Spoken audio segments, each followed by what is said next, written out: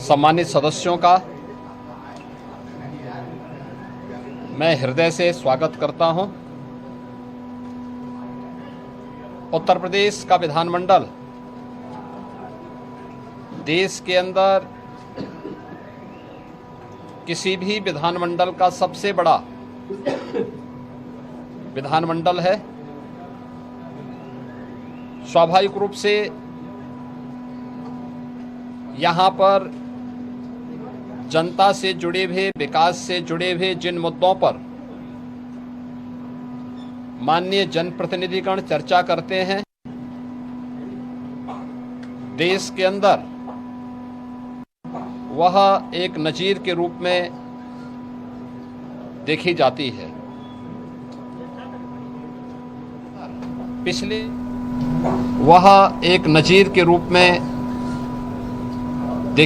है। पिछले 8 साढ़े 8 वर्ष के अंदर उत्तर प्रदेश विधानमंडल ने अनेक उपलब्धियां हासिल की हैं। अनेक महत्वपूर्ण मुद्दों को चर्चा का विषय बनाया है। जनता से जुड़े हुए मुद्दों पर सार्थक चर्चा को आगे बढ़ाने का काम किया है। और इस बार का सत्र भी काफी महत्वपूर्ण सत्र है। इसमें जनता से जुड़े हुए मुद्दों को लेकर 25 करोड़ की आबादी की आकांक्षाओं को पूरा करने के उद्देश्य से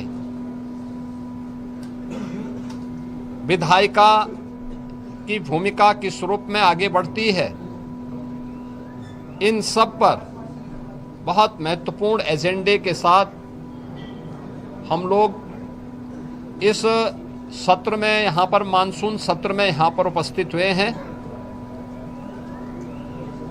आज से सत्र प्रारंभ होगा, तो सत्र प्रारंभ होने के साथ ही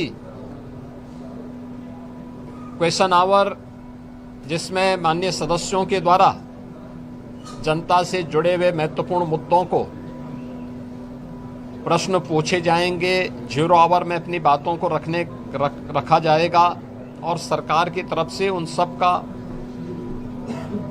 एक सार्थक जवाब भी उपलब्ध करवाया जाएगा। इसके साथ ही अन्य महत्वपूर्ण मुद्दों पर मानसून सत्र है, तो स्वाभाविक रूप से बाढ़ से जुड़े हुए मुद्दे भी उठ सकते हैं। इसके अलावा अत्यधिक बारिश के कारण जल जमाव से जुड़े हुए मुद्दे भी उठेंगे। सरकार के स्तर पर क्या कार्रवाई हो रही है, स्वास्थ्य से, शिक्षा से जुड़े हुए मुद्दों पर सरकार ने पिछले 8 साढ़े 8 वर्ष के अंदर जो कुछ भी किया है, इन सब मुद्दों पर भी परिचर्चा होगी। यह सत्र इस बार का इसलिए भी महत्वपूर्ण होगा कि आदरणीय प्रधानमंत्री जी की प्रेरणा से देश की स्वाधीनता दिवस का अमृत काल का यह 3रा वर्ष है। और इस 3रे वर्ष में यद्यपि प्रधानमंत्री जी ने देश की स्वाधीनता दिवस के अवसर पर पूरे देशवासियों को विकसित भारत के साथ जुड़ने का आह्वान किया था। विकसित भारत, विकसित उत्तर प्रदेश, आत्मनिर्भर भारत, आत्मनिर्भर उत्तर प्रदेश। विकसित उत्तर प्रदेश और आत्मनिर्भर उत्तर प्रदेश के लिए सरकार का और उत्तर प्रदेश वासियों का विजन क्या है, पहली बार देश के किसी सदन में इस मुद्दे पर चर्चा होगी।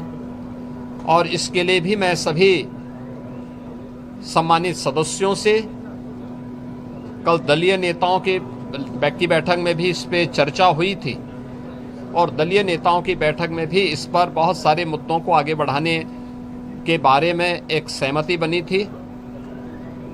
13 और 14 अगस्त को लगातार 24 घंटे तक उत्तर प्रदेश विधानमंडल में इस पे चर्चा होनी है और चर्चा के बाद सरकार के द्वारा कैसे इस विजन डॉक्यूमेंट को नीति आयोग के मार्गदर्शन में, विशेषज्ञों के सहयोग के साथ, आम जनता के साथ साथ हर तबके के नागरिकों की सहभागिता इसमें सुनिश्चित हो, इसको लेकर के विस्तृत कार्य योजना की घोषणा भी हम लोग सदन में करेंगे और उस कार्यक्रम को आगे बढ़ा करके आगामी 25 वर्ष की कार्य योजना को लेकर के सरकार अपने विजन को सदन के पटल पर रखेगी और उस कार्यक्रम को एक समय सीमा के अंदर तैयार करते हुए विकसित भारत, विकसित उत्तर प्रदेश के इस संकल्प को आगे बढ़ाने की चर्चा का केंद्र बिंदु हमारा सदन बनेगा। मेरी अपील होगी कि सरकार ने पिछले 8-8 वर्ष के अंदर प्रदेश के विकास को लेकर के, प्रदेश की अर्थव्यवस्था को लेकर के, प्रदेश के इंफ्रास्ट्रक्चर को लेकर के, प्रदेश में गरीब कल्याण को लेकर के, समाज के हर एक तबके को लेकर के, क्या गांव है, क्या गरीब है, क्या किसान है, क्या श्रमिक है, क्या युवा है, क्या महिलाएं हैं, क्या व्यापारी हैं, इन सबके उत्थान के लिए बेहतरीन प्रयास किए हैं और उसकी चर्चा देश के अंदर भी होती है। देश उसको सराहता है। तमाम राष्ट्रीय और अंतर्राष्ट्रीय संस्थाओं ने उसकी मुक्त कंठ से प्रशंसा की है। उत्तर प्रदेश के परसेप्शन में जमीन आसमान का अंतर आया है, लेकिन उस सब के बावजूद हम स्वागत करेंगे उन सभी प्रस्तावों का जो सदन में चर्चा के लिए आएंगे, जनता से जुड़े हुए होंगे, उत्तर प्रदेश के विकास से जुड़े हुए होंगे, उत्तर प्रदेश के युवाओं से जुड़े होंगे। उन सभी मुद्दों पर चर्चा करने के लिए सरकार तैयार है। सरकार ने अपने कार्यक्रम का हिस्सा भी बनाया है कि इन सब पर जवाब सभी विभाग उसका उपलब्ध कराने के लिए तैयार होंगे, लेकिन एक सार्थक चर्चा हो, नकारात्मकता न आए, न्यूसेंस क्रिएट करके हम लोग जनता के जुड़े हुए मुद्दों पर समय को जाया न करने दें। ये मेरी अपील सभी अपने प्रतिपक्षियों से, प्रतिपक्षी दलों से भी होगी कि वे इन सभी बातों को ध्यान में रख करके अगर सदन में इन मुद्दों पे चर्चा कराएंगे तो एक सार्थक चर्चा भी हो पाएगी, हम किसी निष्कर्ष पर पहुंच पाएंगे।